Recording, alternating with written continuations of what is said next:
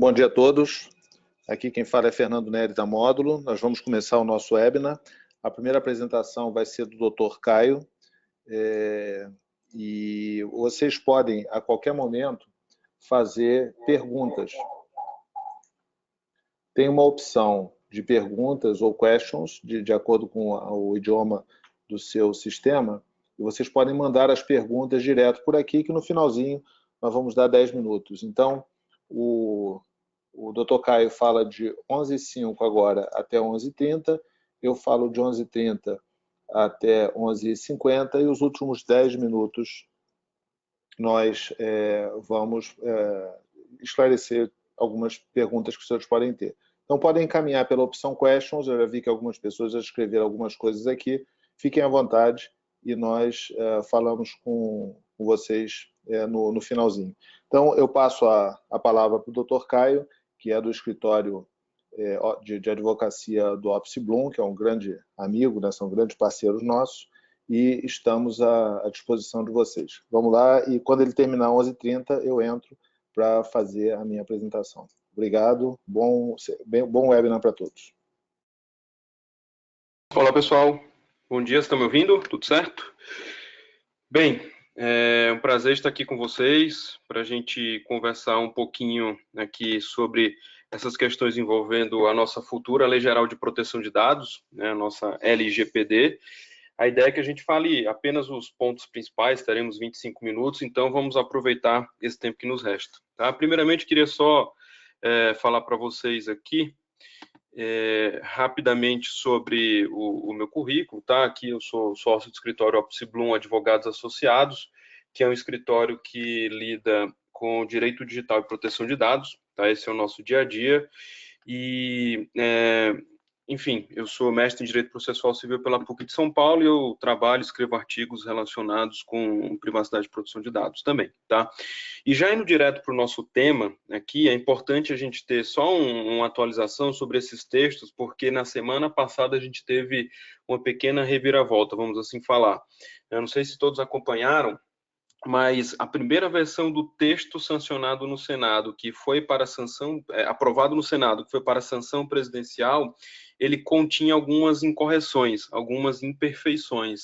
Em razão disso, o texto foi reeditado, ou seja, eles ajustaram aqueles erros de redação, ajustaram aquelas emendas que tinham sido incluídas de forma indevida e formataram um novo texto que foi enviado para a sanção do presidente.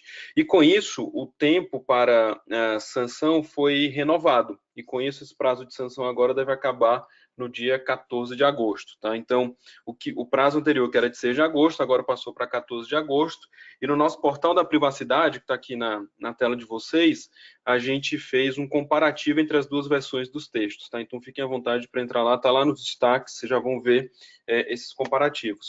E aí, já passando para um slide geral sobre a LGPD, é importante a gente ter aqui uma navegação um pouco mais jurídica sobre o tema, tá? E depois o Fernando complementa aí com aspectos mais técnicos. Primeiramente, a gente destaca o escopo de aplicação, né, que esse é um ponto extremamente importante, porque diferentemente das legislações hoje que a gente tem de privacidade e proteção de dados, que a gente chama de leis setoriais, a nossa futura Lei Geral de Proteção de Dados, e por isso que ela tem esse nome de Lei Geral, ela vai ter um escopo muito mais amplo. Então, ela não vai se aplicar apenas ao fluxo de dados que envolva consumidor, apenas ao fluxo de dados pela internet. Muito pelo contrário, ela vai ter essa aplicação ampla e geral a toda e qualquer atividade que envolva o uso de dados pessoais. Tá? Um outro ponto que tem gerado bastante discussão é essa questão da autoridade de proteção de dados. E esse é até um dos pontos que, eventualmente, podem vir a ser vetados pelo presidente até o dia 14 de agosto, tá? Que justamente diz respeito a essa nova autoridade de proteção de dados que seria criada com o objetivo aí de verificar e confirmar, garantir o cumprimento integral dessa futura legislação. Esse é um ponto que gera muito debate, especialmente em razão da questão orçamentária. No momento em que a gente vive, em que a gente tenta reduzir gastos, seria difícil a gente conseguir justificar a criação de uma agência que precisa necessariamente ter uma independência orçamentária. Então, esse é um ponto que tem gerado grande discussão, muito debate, também em razão de eventual vício de constitucionalidade quanto à criação dessa autoridade, porque a criação de uma autoridade como esta necessariamente tem que vir de uma iniciativa do Poder Executivo. E como a gente está falando de uma lei que foi criada, aprovada no Poder Legislativo, isso eventualmente pode trazer um vício de iniciativa. Tá? Então, precisamos acompanhar atentamente aí essa tramitação até o dia 14 de agosto. Esperamos que seja sancionada com a possibilidade de termos aí alguns vetos parciais. Tá? Um outro ponto extremamente importante é a questão das notificações obrigatórias.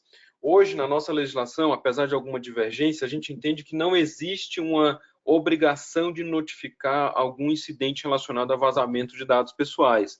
Na nossa futura Lei Geral de Proteção de Dados, teremos aí uma previsão específica sobre essa notificação, tanto para essa Autoridade Nacional de Proteção de Dados, como para os titulares dos dados afetados, se esse vazamento trouxer risco a esses titulares de dados pessoais.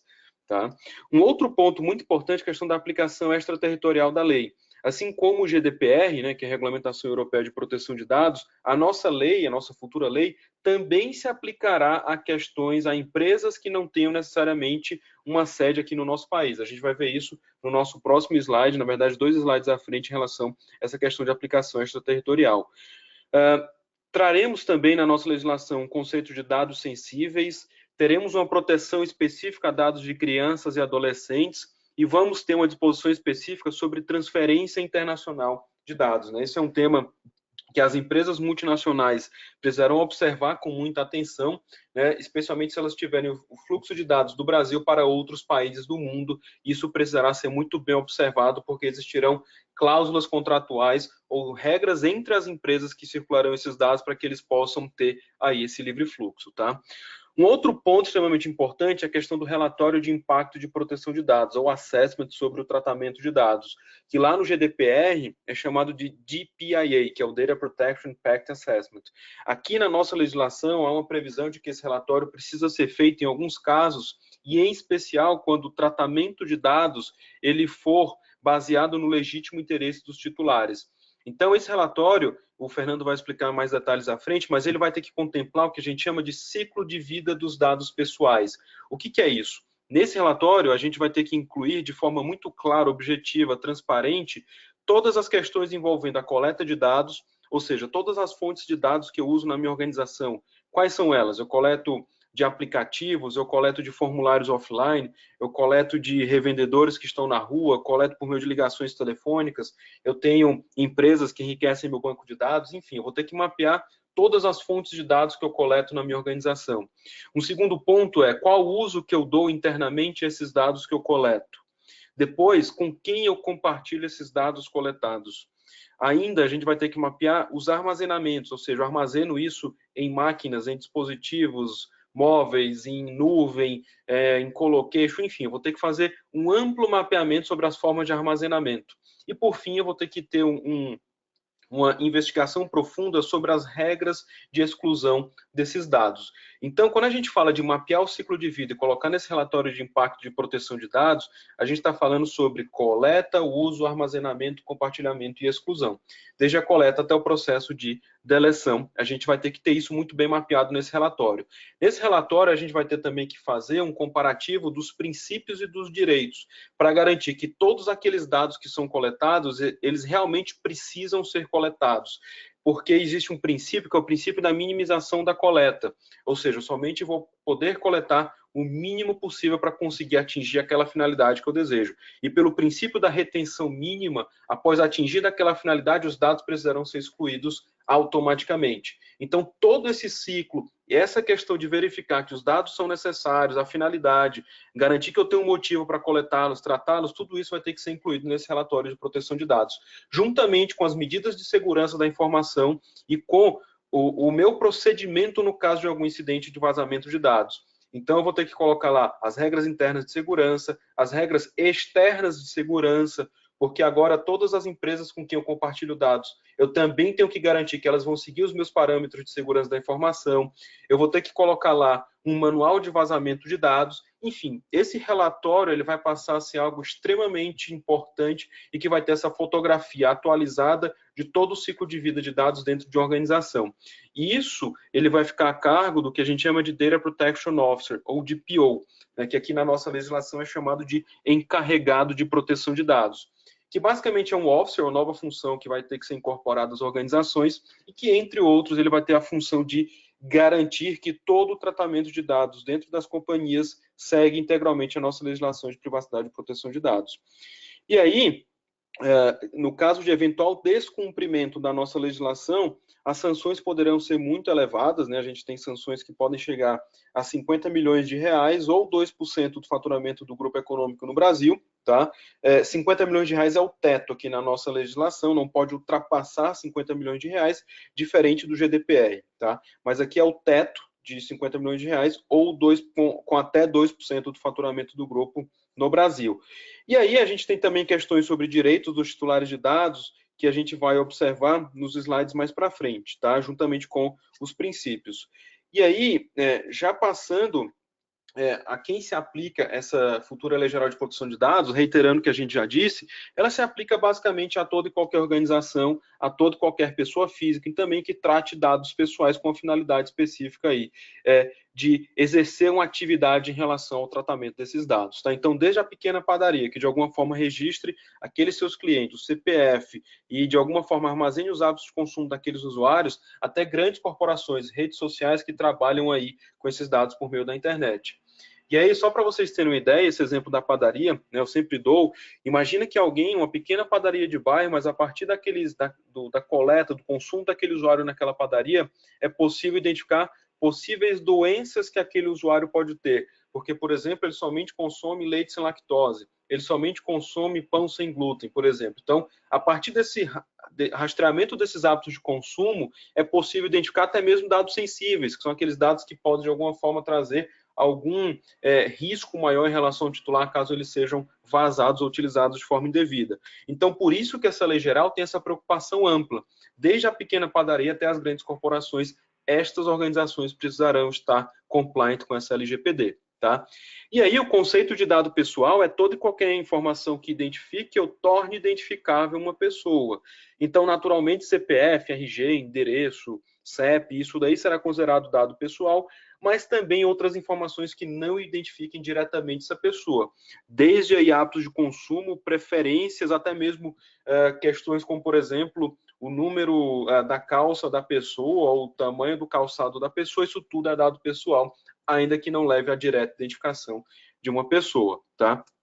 E aí, quando a gente fala de aplicação extraterritorial dessa lei, é importante a gente observar que essa lei vai se aplicar, claro, às empresas que têm um estabelecimento aqui no Brasil e aqui tratem dados pessoais, isso inequivocamente, mas também vai se aplicar a organizações que não estejam fisicamente localizadas dentro do nosso país, mas ofereçam serviços ao mercado consumidor brasileiro.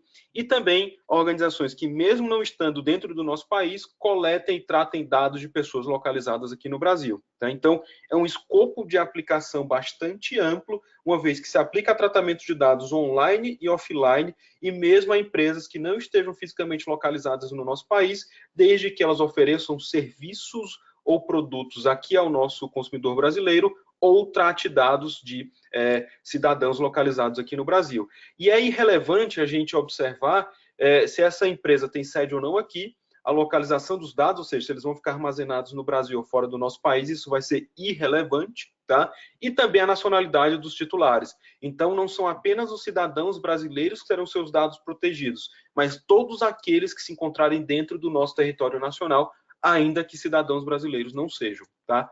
E aí, passando já para os princípios, a gente tem 10 princípios que precisarão ser muito bem observados na nossa LGPD. E o primeiro desses princípios, eu até já fiz uma observação breve para vocês, é o princípio da finalidade.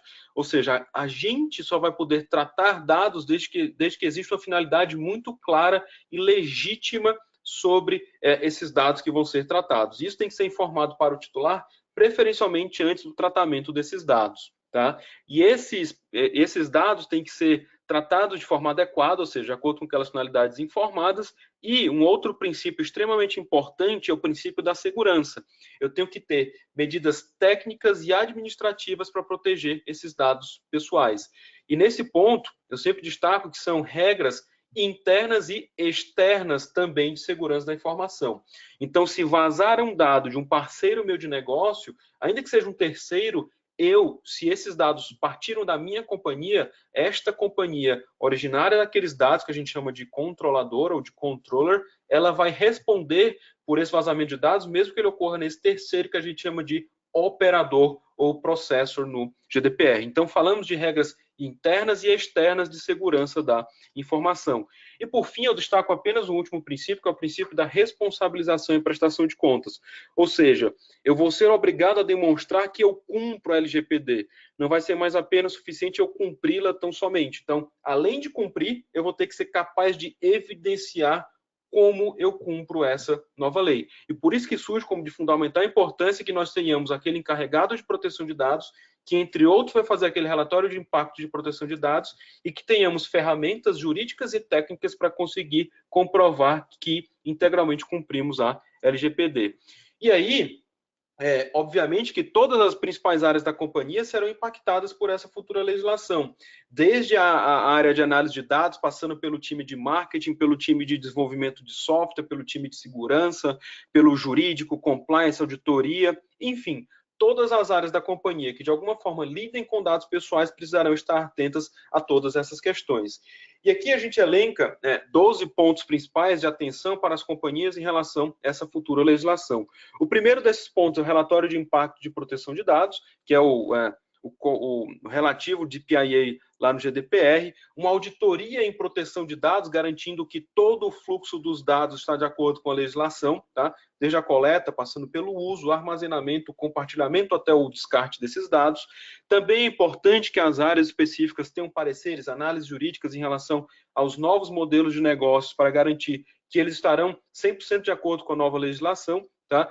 E é importante mencionar que essa futura lei geral, ela não vai tirar de cena a legislação setorial que hoje nós temos no nosso país. Então, além da futura lei geral, a gente vai ter que ver os projetos, se eles também estão de acordo com o Código de Defesa do Consumidor, com o Marco Civil da Internet, com a Constituição Federal, com o Código Civil, com a Lei de Acesso à Informação, com a Lei do Cadastro Positivo, com o Código Penal, com o Estatuto da Criança e do Adolescente, enfim. Então, a gente vai ter que garantir que todos esses novos produtos, esses novos projetos, estarão 100% de acordo aí com toda essa legislação.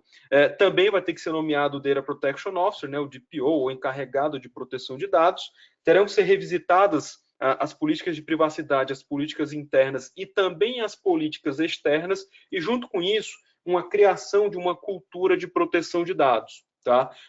Isso se dá por meio de treinamentos, workshops, enfim. É importantíssimo que dentro das companhias, todos os profissionais tenham uma ideia, tenham um respeito, tenham uma garantia de que todo o ciclo de vida dos dados vai acontecer de acordo com a legislação. E essa cultura, ela leva tempo para ser criada, por isso que é importante a gente aproveitar esse tempo que vai ter entre a sanção presidencial e a efetiva entrada em vigor da lei, que é de 18 meses, para que a gente consiga, de uma certa forma, implantar dentro das companhias não só um compliance jurídico, mas também ferramentas técnicas que consigam comprovar esse compliance, criando uma cultura de proteção de dados pessoais. Tá? Um outro ponto extremamente importante é que a gente tem uma notificação, minutas de notificação, no caso de vazamento desses dados. Porque em acontecendo um incidente de vazamento, teremos pouco tempo aí para conseguir fazer todo o processo de identificação do problema, identificação dos dados afetados, quantidade dos dados afetados, motivo dos dados terem vazado, o que foi feito para mitigar esse vazamento, quais medidas serão tomadas para conter os prejuízos aos usuários e, por fim, notificar a autoridade de proteção de dados e os usuários se houver um risco aí a esses titulares. Então, todo esse processo que eu comentei com vocês, que é narrado na nossa LGPD, vai ter que ser feito num curto espaço de tempo. Então, é importante que nós já estejamos preparados aí com minutas, com todo esse manual de incidente de vazamento de dados, para que a gente consiga ter uma resposta rápida, eficiente e efetiva. Tá? Aquilo que eu também comentei há pouco, né, a atuação junto a provedores para impedir a disseminação das informações vazadas. Então, em havendo um vazamento de dados, é muito comum que os fraudadores eles fiquem disseminando esse conteúdo em portais especificamente criados para essa finalidade. Então, é importante que nós consigamos monitorar as redes e garantir a efetiva e rápida remoção de todo o conteúdo que vier a ser compartilhado de forma indevida, até mesmo com o viés de proteger a reputação, a marca daquela organização que foi afetada. Tá? É importante também que estejamos preparados para responder às reclamações dos consumidores, uma vez que agora a gente passará para um cenário de total transparência com esse tratamento de dados, inclusive com informação para os titulares de que seus dados vazaram. Então, com isso, a gente torna obrigatória a gente ter essa visão total, inclusive, de ter uma comunicação muito clara e responder eventuais reclamações dos consumidores. Atuando, inclusive, em eventual ação judicial, quer ação que venha a reclamar indenização individual, quer uma ação civil pública que venha coletivamente aí reclamar indenização pelos prejuízos sofridos. E diante desse contexto, o monitoramento de reputação, quer da companhia, quer dos seus sócios diretores, quer dos seus principais empregados e funcionários, em especial de DPO, CIO e CEO, essas pessoas aí, elas também podem entrar nesse monitoramento de reputação para garantir que a gente vai ter uma dimensão total e que a repercussão desse incidente aí vai ser contida e não vai trazer um dano maior à organização. Como o tempo aqui regulamentar era um tempo bastante objetivo, até para que a gente conseguisse conversar e ter um público bastante focado, eu escrevi algumas palavras sobre essa nossa futura GDPR, no LinkedIn. Né? Quem quiser me adicionar, eu vou até deixar um pouco mais à frente aqui esse QR Code, é só apontar o seu celular para o QR Code e você consegue ter acesso aí àquele texto em que eu elenco 10 pontos principais em relação à nossa futura LGPD. Né? E só encerrando, eu agradeço a atenção de vocês e fazendo um rápido retrospecto do que a gente comentou, é importante a gente ter uma dimensão de que essa Lei Geral de Proteção de Dados, ela é uma lei geral justamente porque ela não vai se aplicar apenas a setores específicos. É importantíssimo que nós tenhamos atenção a todos os princípios, a todos os direitos dos usuários, garantindo que todos os dados, desde o momento da coleta, passando pelo uso, compartilhamento, armazenamento e exclusão, todo esse ciclo de vida vai cumprir todos os princípios e todos os direitos dos usuários e que a gente vai ser capaz de demonstrar que a gente segue integralmente a LGPD, que é uma garantia que tem um princípio trazido lá, que é o princípio da auditoria, o princípio da accountability trazido lá do GDPR. Então, a gente passa por um cenário em que apenas cumprir a lei não vai ser mais suficiente, mas sim teremos que comprovar esse integral cumprimento. E nesse momento, o Data Protection Officer, DPO, surge como de fundamental importância para acompanhar e garantir o cumprimento integral dessa legislação. Tá? Então, e por fim, só importante reiterar que essa lei se aplica não apenas a empresas que estão fisicamente no Brasil, mas também aquelas que de alguma forma têm um contato com o mercado consumidor por aqui, ou coletam ou tratam dados de pessoas localizadas no Brasil, ainda que não sejam cidadãos brasileiros, ainda que esses dados não fiquem armazenados no nosso país e ainda que a sede da empresa não esteja aqui. Tá? Dito isso, eu encerro aqui esse nosso comentário inicial e passo a palavra para o Fernando Neri dar sequência com os aspectos mais técnicos. Alô. Bom dia a todos. Obrigado pela presença. Parabenizar o nosso amigo Dr. Caio aí pela bela apresentação. Eu vou procurar complementar os aspectos, né, jurídicos e técnicos que ele falou, tratando um pouco sobre o tema de forma mais técnica, falando um pouquinho como é que integra, né, esse mundo aí da privacidade, a segurança cibernética e a gestão de riscos. Em termos gerais, nós podemos considerar que a demanda da privacidade pega os bancos de dados e as informações que nós já temos que proteger e já temos que tratar risco e eleva a relevância delas. Então, isso aí exige que nós tomemos uma série de medidas, o que é bom para a segurança cibernética e para a gestão de riscos corporativa e sistêmica, ou seja, não basta, né, a própria proteção das informações da forma que nós vínhamos fazendo até hoje, não basta a gestão de risco da forma que nós vínhamos tratando até hoje. Então, essencialmente, olhando o nosso escopo são os dados pessoais, né? Como o Dr. Caio falou, são dados de pessoas identificadas. A maior parte daqueles que precisam proteger algum tipo de informação vai encontrar esses dados pessoais com algo que eu tenho dito, que é o dado ele está com valor agregado. Então, por exemplo, quando eu pego um táxi no aplicativo, aquele aplicativo, além de guardar a minha informação pessoal, ela está agregando valor. Da onde que eu saí, para onde que eu fui, e mais ainda, aonde que eu estou no GPS dele. Muda realmente a visão de segurança cibernética a partir do momento que esses dados estão sobre a Lei Geral de Proteção de Dados. Então, que tipo de dado que tem valor? Né? Tradicionalmente, né, protege-se segredos de negócio, transações financeiras, transações comerciais, principalmente agora com moedas criptográficas e com blockchain, e também processos operacionais. Mas é necessário enxergar e olhar que os dados pessoais que a organização tem. E aí, por exemplo, aqui no Brasil tem uma característica, né? O GDPR foi aplicado na Europa, mas a população dos países da Europa são muito menores que o Brasil. Então, isso significa que aqui nós temos um desafio maior ainda, porque os nossos bancos de dados que têm dados pessoais, eles têm um volume de informação muito grande, ele é distribuído por várias ações e, além disso, nós colocamos valor agregado em cada um deles. A companhia telefônica, a nossa conta de telefone é um exemplo disso. Né, de informações que tem, inclusive, sigilo legal e agora ganha uma força maior ainda em termos de proteção jurídica. Praticamente segmentos, né, de todos os segmentos, eles armazenam e tratam dados pessoais. Como falou o Dr. Caio, é necessário você monitorar o ciclo de vida, né, que vai desde a entrada, desde o primeiro registro, com a autorização de cada uma das pessoas, até a destruição, ou seja, como que é destruído aquele conjunto que passa a ser algo bastante crítico. Então, aí tem uma série de segmentos, né? Podem destacar aí hospitais, previdência, plano de saúde, até um restaurante.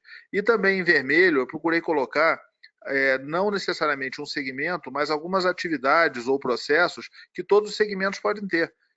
Quando se trata, por exemplo, com o call center, quando contrata o call center, a organização está pegando seus dados pessoais e compartilhando com o call center. O call center passa a ser um custodiante de informação. Quando se faz uma promoção, quando se coleta informação, a portaria do seu prédio ele vai armazenar dados pessoais e dados pessoais também com valor agregado. Vários edifícios que nós entramos, nós temos que colocar uma identificação biométrica. Então, a responsabilidade, né, vai além da atividade do dia a dia, vai além das informações que estão na nuvem ou no data center nos seus bancos de dados. Um aspecto que todos falam, né, e muitas vezes eu tenho visto essa confusão, porque há uma necessidade de haver consentimento pelo titular. Esse é um elemento que é bastante relevante, bastante claro, então é necessário que o titular dê consentimento para que haja o tratamento de dados pessoais. Obviamente, essa não é o único pré-requisito, mas um ponto que é importante é que isso não é suficiente. Mesmo, por exemplo, um hotel, por exemplo, uma companhia aérea, quando ele bota lá o checkbox de consentimento pelo titular, não significa que a responsabilidade dele diminuiu, significa que a responsabilidade dele aumentou. Porque a partir do consentimento, esses dados todos precisam estar cada vez mais protegidos. Bom, só lembrando a vocês, vocês podem escrever, né, tem uma caixinha de questions, vocês podem escrever perguntas para o Dr. Caio ou para mim, podem ficar à vontade, tá? Mandem as perguntas lá que nós vamos responder vocês. Já estamos recebendo algumas delas. Muito bem. E a seção, a partir do artigo 37, existe uma série de obrigações do controlador e do operador. Então, por exemplo, é o registro de operações de tratamento de dados pessoais. Várias organizações, inclusive, eu diria que as grandes organizações, todas elas têm, elas já fazem esse tipo de tratamento de alguma maneira. Muitas vezes, quando nós olhamos uma regulamentação dessa, é mais uma questão de organizar o que a empresa, o que a instituição já tem, do que de implementar recursos novos ou novos elementos. Outro elemento é o relatório de impacto à proteção dos dados pessoais. Eu diria até que esse relatório ele é muito importante. Quem já tratou de plano de continuidade de negócio, é um paralelo ao BIA, né, ao Business Impact Analysis. mas ele é realmente o ponto de partida, porque o relatório de impacto, você vai identificar quais são os dados que você tem, aonde que eles estão, quais são os ativos cibernéticos que tratam dele, como que eles estão protegidos. Então, é um elemento que não é do impacto de negócio, mas é do impacto dos dados pessoais ao seu negócio, né? Então, existem uma série de obrigações, vale a pena cada um tratar, olhar essas obrigações existentes, né, e tomar cada um as suas providências. Bom, então eu tenho procurado, não só no atendimento à LGPD, mas também, por exemplo, de outras regulamentações, né, o Banco Central divulgou agora, há 2 meses, 3 meses atrás, a Resolução 4658, que trata sobre política de gestão, política de riscos cibernéticos e serviços de nuvem. E eu tenho procurado mostrar esse gráfico aqui, que ele cruza, né, o valor ou a relevância da informação e o grau de segurança cibernética. É óbvio que você tem aí no meio uma curva que quanto maior o valor, maior a relevância da sua informação, mais segurança você precisa ter. Então, supondo a nossa situação atual, nós sempre praticamos segurança cibernética, né? Não necessariamente dando o valor à informação que tem. A cabeça da segurança cibernética, da segurança da informação, muitas vezes foi muito direcionada mais para a tecnologia em si, para a infraestrutura, do que fazendo uma avaliação ponderada do que se está tratando em cada um daqueles elementos. Ou seja, era uma visão muito ampla, era uma visão o ambiente é complexo, o ambiente é muito grande, as mudanças ocorrem o tempo todo, então o foco era muito na infraestrutura. A partir do momento que surge, né, não só a Lei Geral de Proteção de Dados, como também o GDPR e as várias exigências de privacidade, você aumenta, você sobe nesse gráfico e você passa a ter maior valor na informação. Bom, mas se a informação é a mesma, como que ela tem maior valor? É porque tem uma exigência maior em cima dessa informação. Com isso, é necessário tomar uma providência, fazer ações de segurança cibernética para você equilibrar esse jogo, porque senão você já vai estar perdendo. Você precisa tomar uma série de atividades, né? Então você precisa proteger a infraestrutura, mas não é toda a infraestrutura que precisa ser protegida como consequência do surgimento da lei de privacidade. Você precisa fazer aquilo que nós falamos, o relatório de impacto de análise, avaliar quais são os ativos que são mais envolvidos nesse assunto e expandir a proteção. Nota que o benefício que tem dessa atividade é que quando você faz a proteção da infraestrutura, você está aumentando a proteção sistêmica. Então, acho que esse argumento é muito importante nas reuniões que vão tratar sobre este assunto. Os princípios e as atividades que você precisa fazer para proteger o seu ambiente, para o atendimento à legislação, ela protege sistemicamente a sua organização. Cruzar negócios com ativos cibernéticos, acho que esse elemento é muito importante, é uma das primeiras coisas que precisam ser feitas, porque, na verdade, você não vai estar protegendo um banco de dados, você vai estar protegendo o seu negócio. Também, montar a gestão de incidente, vocês vão ver daqui a pouquinho, que a gestão de incidente é fundamental, assim como, por exemplo, na resolução 4658, a gestão de incidente é essencial, porque uma das ações que a regulação solicita é a sua capacidade de resposta, é a sua capacidade de prestação de contas. E isso é feito na gestão de incidentes. Olhar a gestão de fornecedores e contratos, uma vez que é necessário também tratar as informações que estão do lado de fora. Então, com certeza, os contratos vão ter novas cláusulas, a responsabilização do fornecedor vai ser diferente, você tem que saber como que o fornecedor está recebendo as informações, fazer a análise, né, de impacto na privacidade e, principalmente, gerir. Eu acho que o modelo é um momento de oportunidade para você subir o nível da sua segurança cibernética por meio da gestão. Então, a nova ordem.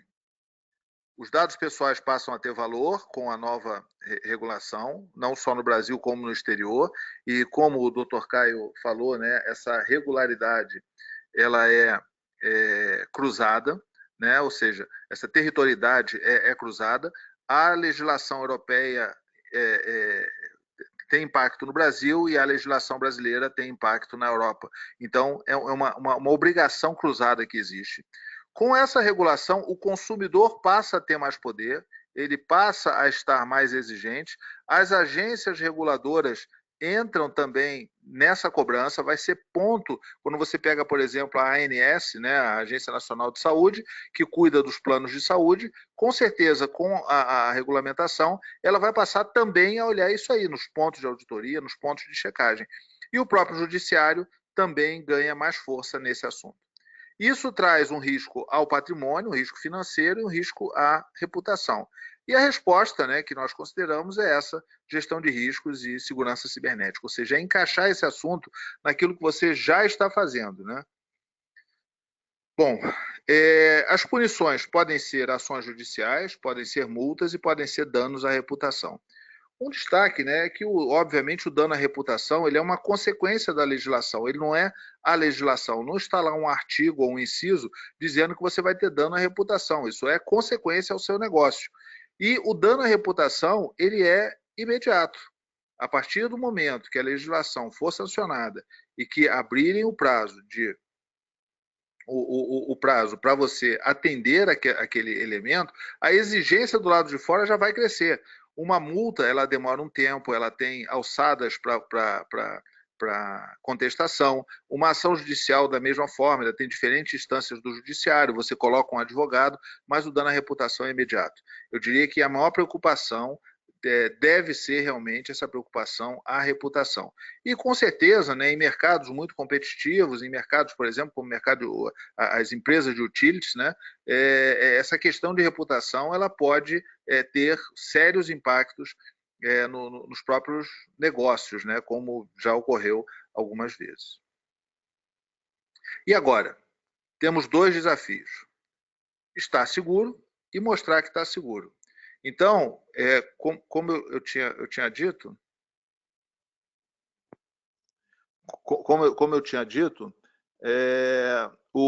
a preocupação, né, de fazer segurança é uma preocupação que já está dentro da organização. Eu diria que a grande maioria das organizações tem uma equipe competente, já investiu em infraestrutura, mas o desafio agora é mostrar que está seguro. Não basta simplesmente mostrar que está seguro por consequência. Falar, eu nunca invadi, um phishing nunca entrou dentro da organização. Agora precisa mostrar, você precisa mostrar que tomou providência, que fez as políticas, que fez a implementação, que fez a análise, que vinculou o negócio com a sua infraestrutura. E eu diria que o elemento, né, dentro dessa visão de estar seguro e mostrar que está seguro, a gestão integrada de riscos cibernéticos ajuda bastante. Por quê? A gestão de risco cibernético faz com que você esteja seguro e existem normativas para isso. Né? O Centro de Segurança Internet, o CIS, ele tem tanto os controles, são 20 controles, como benchmarkings para várias tecnologias, para você fazer análise, para você atuar em cima dos consensos. Aquelas organizações que já usam, né, cartão de crédito, né, como meio de pagamento, da mesma maneira, elas com certeza, se vocês procurarem aí, qualquer um, mesmo que você não seja de tecnologia da informação, se você se informar, se a sua organização trata com cartões de crédito, em algum momento você seguiu os padrões do PCI. Além disso, né, para o governo, por exemplo, existem as regras do Gabinete de Segurança Institucional, a própria ISO 27002 é um consenso mundial em termos de segurança, existem vários outros, tá? A área de saúde tem o IPA, a área de governo dos Estados Unidos tem regras do NIST, os Estados Unidos todo tem regra do NIST, mas esse é o elemento de estar seguro, ou seja, eu diria que é o que nós praticamos até hoje com bastante força e bastante competência. O lado do mostrar que está seguro é outro elemento, ou seja, são regras de negócio, são regras de gestão de riscos. Por isso é importante integrar. O Banco Central lançou recentemente a Resolução 4557 como um elemento de gestão integrada de riscos, porque os bancos antes tratavam risco de crédito, risco de mercado, risco cibernético, risco operacional, e a Resolução 4557 é uma evolução bastante grande, ela fez com que os riscos sejam tratados de forma integrada. assim como estatais têm a lei 13.303, na Europa tem o GDPR, os próprios controles, né, exigidos pela SOX também são influenciados dentro desse elemento. E um terceiro ponto relevante, além de estar seguro e mostrar que está seguro, porque se você mostrar que está seguro, você não terminou o seu trabalho. Você precisa ter capacidade de resposta.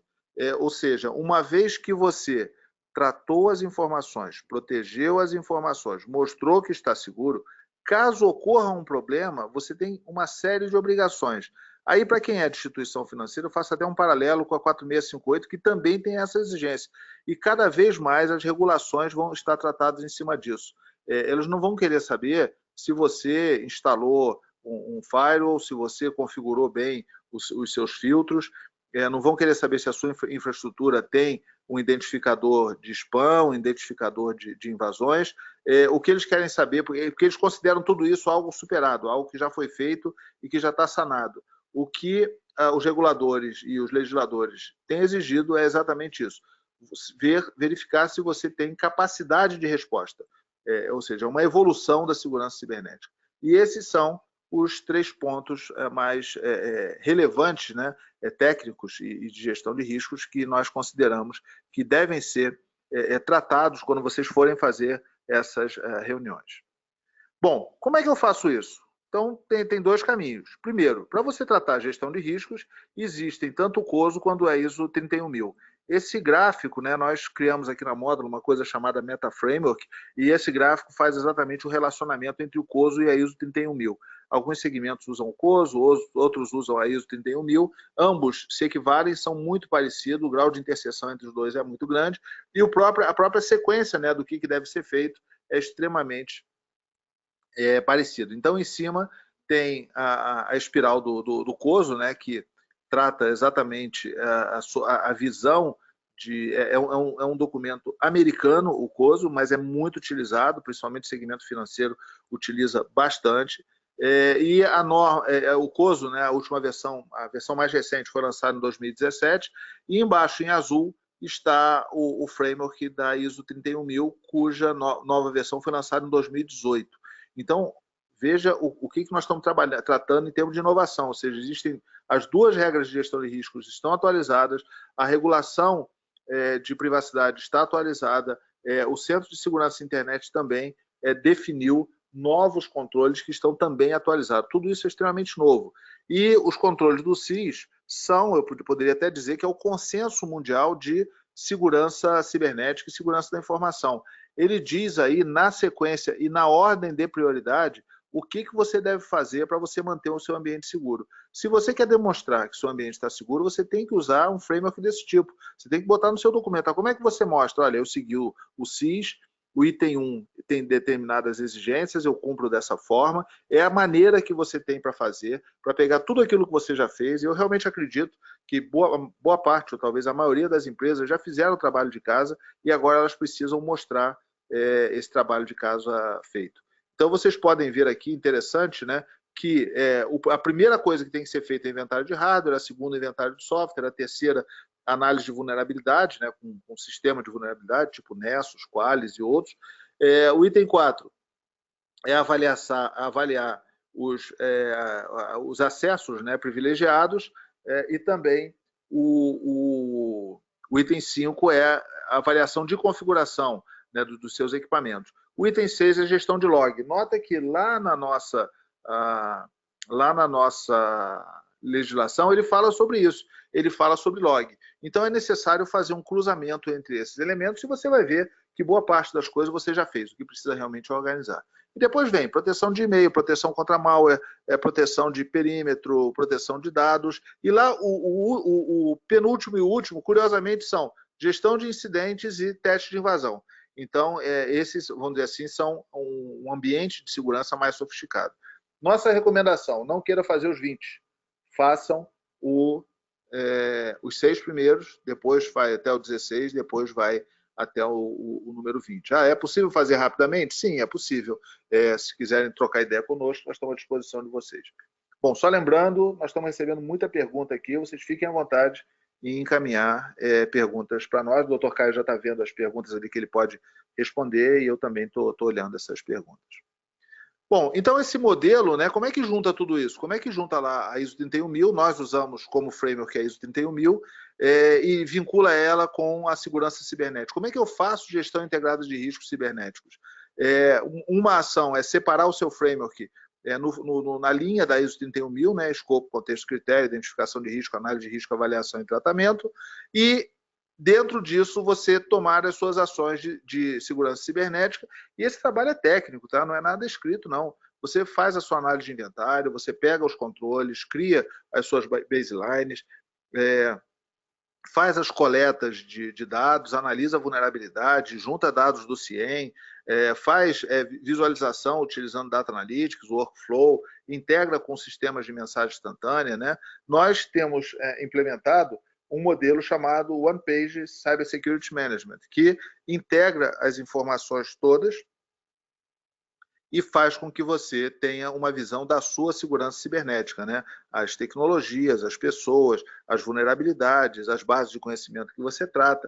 Essa caixinha laranja aí no meio vamos dizer assim, o cérebro, ela que decide se você aceita ou manda para tratamento, um workflow de tratamento. Então, tudo isso é tratado, né, dentro do modelo. Até lá embaixo, no canto inferior direito, vocês podem ver uma matriz de risco. Então, essa é a forma existente de você conseguir demonstrar a sua segurança cibernética para tratar a privacidade. Só lembra o seguinte, vocês podem falar, por que a gestão de risco está junto com a gestão cibernética? Porque a gestão de risco é o caminho assim, mais adequado e mais barato de você mostrar que tem segurança cibernética, porque você aplica gestão de riscos na segurança cibernética e faz uma demonstração em cima disso. Então, aqui um exemplo de um cliente nosso, é um cliente até que não tinha muita maturidade. Vocês veem, por exemplo, que ele utiliza alguns sistemas, inclusive software aberto, software público, no caso o Greylog, o Spiceworks.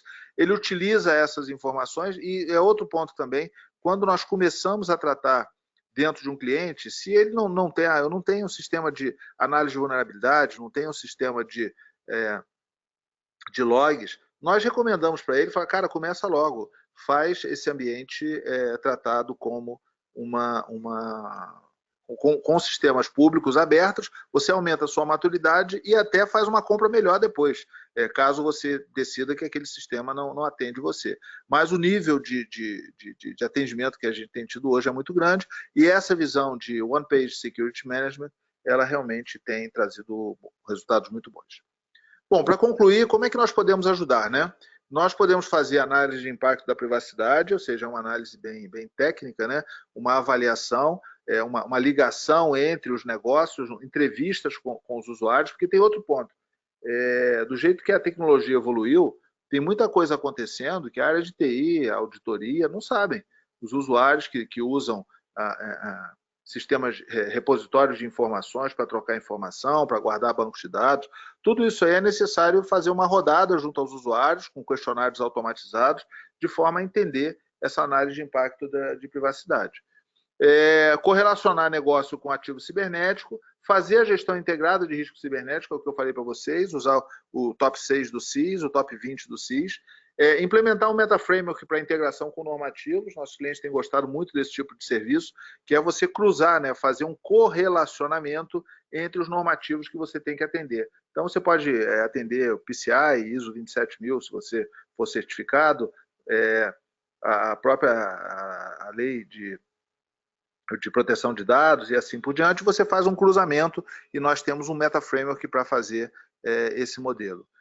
E gestão de incidentes na nuvem é uma demanda que a gente tem recebido bastante, que é exatamente organizar a gestão de incidentes, mas na nuvem. Porque, inclusive, se você tem um problema na sua rede interna, ou tem que recuperar a rede interna, você tem um ambiente, seja como backup, seja como atividade principal, rodando na nuvem. Então, são algumas formas que nós temos como ajudar. Era isso que eu tinha para tratar com vocês.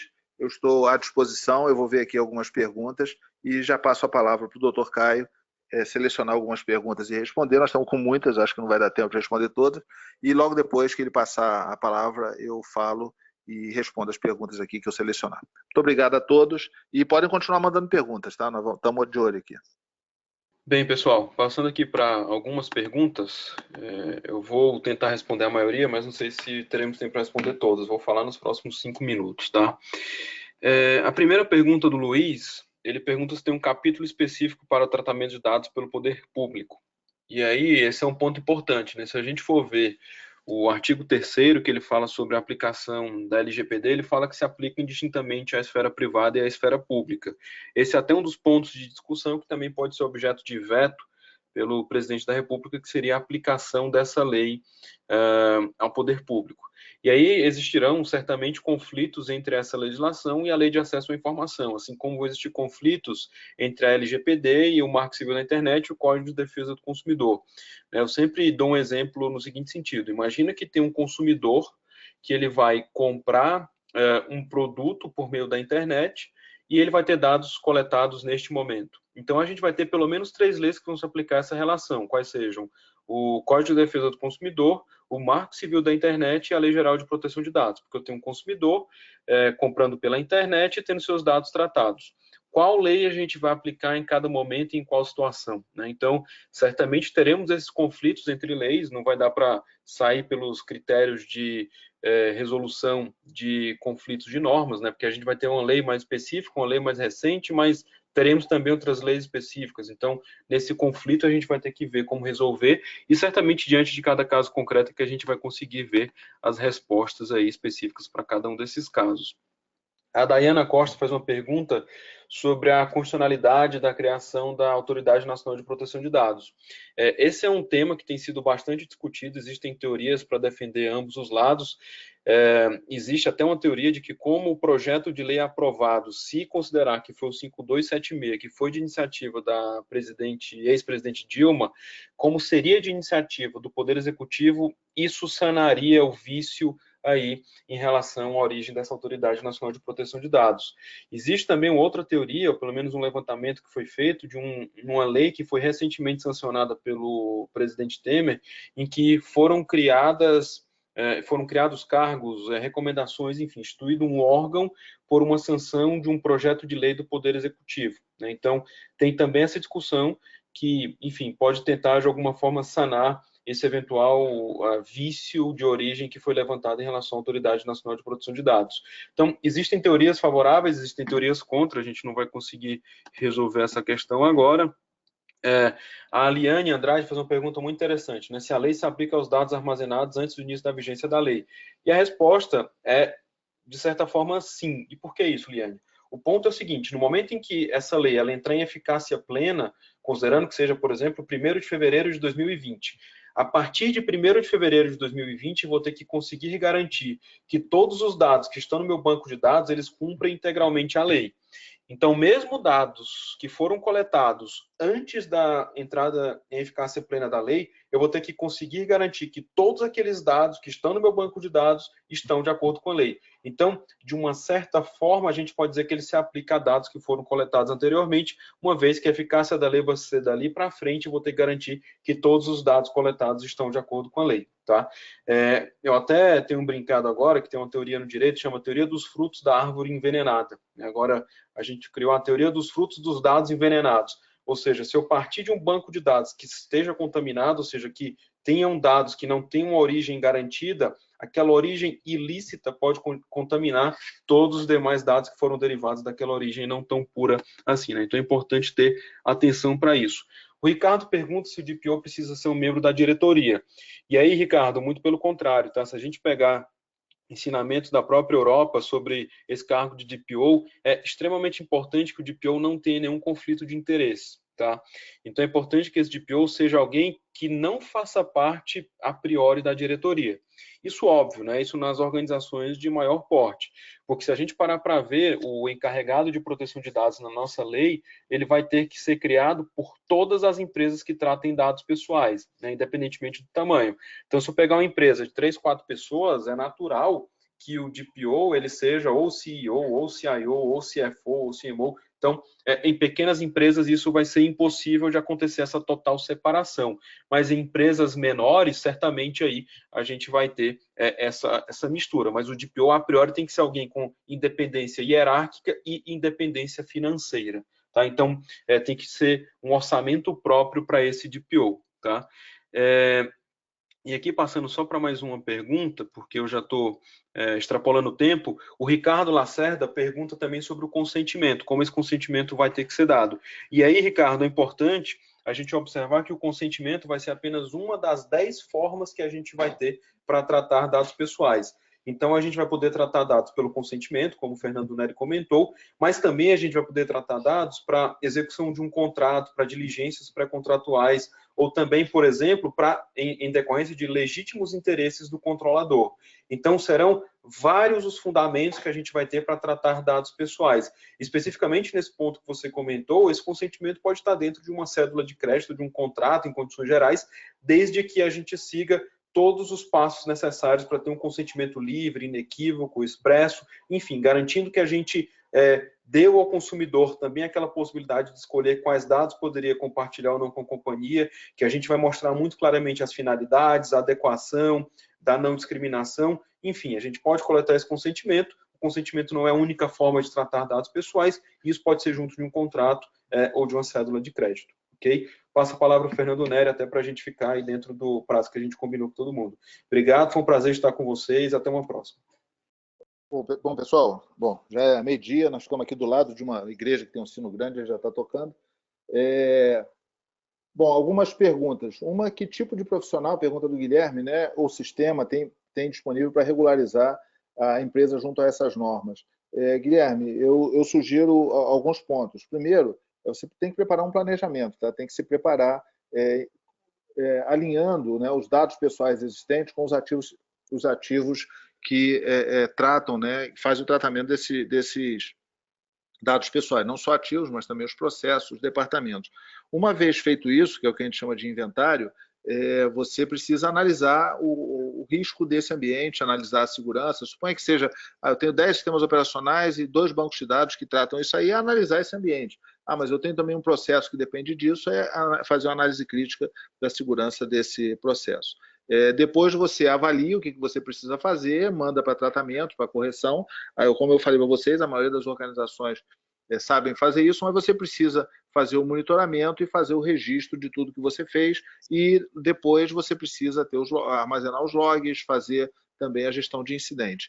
Então, em termos de profissional, acho que os profissionais de segurança, os profissionais da área jurídica, eu tenho visto muita gente boa que tem falado sobre esse tema. Sistemas são sistemas de gestão de riscos. Nós temos um na moto, que é o Risk Manager, e a ideia do sistema é que ele faça exatamente esse ciclo, né, de proteção, de forma a dar para você uma tela, uma visibilidade das duas coisas, né? Como eu estou protegendo, como eu estou mostrando que estou protegido, das 3. E a terceira coisa é como que eu faço a minha resposta. Então, são basicamente sistemas de gestão de riscos, que vai integrar as suas ações de segurança, e também sistemas de gestão de incidentes. Tá? Outra pergunta, até a pergunta com relação se o DPO precisa ser um membro da diretoria, né? Acho que é a típica pergunta que vem de uma instituição financeira, né? Porque o Banco Central ele faz regras muito próximas, a pergunta do Ricardo, e que exigem que é um diretor, e um diretor num banco é diferente de um diretor. O diretor do banco ele é um diretor que tem obrigações estatutárias, tem obrigação perante ao Banco Central. Muitos diretores precisam ser autorizados pelo Banco Central para ser diretor de uma instituição financeira. Então, aqui não. E aí eu já uso essa pergunta de instituições financeiras falando do item 2, que é a semelhança entre as obrigações do LGPD com os incidentes da Resolução 4658. Então, eu já te falo o seguinte, a 4658 tem uma exigência técnica mais clara que o LGPD. E acho que aqueles ambientes que você precisa tratar como notificação pela LGPD, eles já estão dentro da especificação da 4658. O que nós estamos recomendando para os bancos? Considerar os incidentes da LGPD como incidentes relativos a 4658, porque tecnicamente é extremamente parecido, e a 4658 eu acho que ela é um pouco mais profunda. Então, é necessário fazer duas coisas? Eu acho que não. Acho que até o relatório do LGPD é um subconjunto do relatório da 4658, respeitando-se, obviamente, respeitando, 4658 falando da primeira parte, né, de segurança cibernética, obviamente, não da parte de nuvem, mas respeitando, obviamente, o escopo, ou seja, se você tem, por exemplo, um incidente grave, o seu gerador quebrou, você não precisa necessariamente colocar isso no relatório da LGPD, mas precisa colocar no relatório da 4658. Tá? Bom, uma outra questão, né, com relação aos dados que estão nos fornecedores, ou seja, se é necessário fazer a proteção para os dados que estão no fornecedor e que estão em nuvem, a resposta é sim, é necessário fazer esse mesmo tratamento ou tratamento similar. Eu sempre tenho dito que quem é de instituição financeira, ele está melhor posicionado nesse assunto, nesse tema. Por quê? As várias regulações do Banco Central, elas vão ajudar você a atender a legislação de privacidade. Inclusive, quem é de São Paulo, né, nós vamos estar fazendo um evento agora, vou pedir para a nossa área de marketing aqui mandar para vocês o convite também, para quem participou. Vamos estar fazendo um evento em São Paulo, ali no Centro das Nações Unidas, né, perto do Shopping D&D, tratando exatamente sobre a resolução 4658 do Banco Central. Vamos fazer essa sexta-feira agora, nós mandamos um convite para vocês. Então, essencialmente, isso, as respostas que nós temos aqui. Tem mais algumas que a gente pode encaminhar por e-mail a resposta, e estamos à disposição. Vocês têm o meu contato, tem o contato do Dr. Caio, e o que for necessário, vocês podem encaminhar para a gente as perguntas, e nós responderemos aí com prazer. Muito obrigado a todo mundo e contem conosco. O nosso próximo webinar é sobre segurança cibernética e vai acontecer no dia 10 de agosto. Ok? Muito obrigado. Até a próxima vez.